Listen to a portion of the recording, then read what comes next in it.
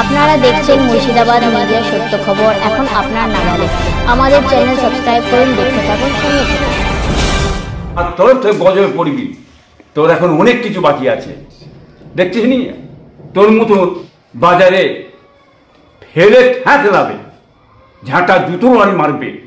তোদের কপালে দুদিন পরে মার এসছে, ঝাঁটা জুতো এসছে তোদের কপালে। এটা বাংলার মানুষ তোকে ছাড়বে না। ওই যে জাহান্নামার কুত্তা, কি বুঝলেন, নামটাও বলতে ঘৃণা লাগে।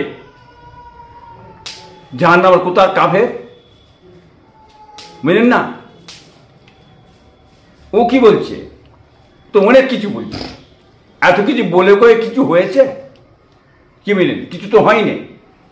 কম rate, a rate O rate, জাহান্নামার কুত্তা শওকত মোল্লা বলে বেড়াচ্ছে, বুঝলেন না?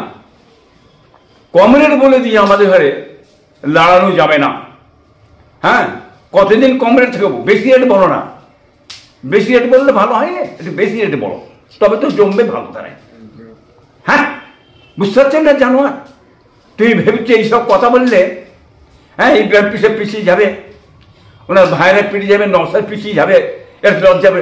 এরে জানোয়ার, এই পিছোবার লোক নয়। কোরেশ খানদানের বাচ্চা আমি, মনে রেখে দিস। সময়ে যখন এসবে আমি দাঁত দিয়ে দেবো। সেই জাত আমরা ইনশাল্লাহ বলে এসেছি। কোরেশরা কোনোদিন পিছিয়ে না, পিছিয়ে যাই না। এরা সারা জীবন ভোর লড়তে জানে।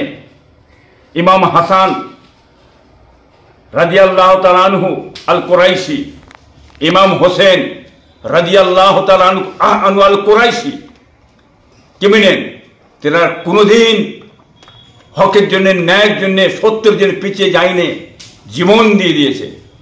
অতএব সেই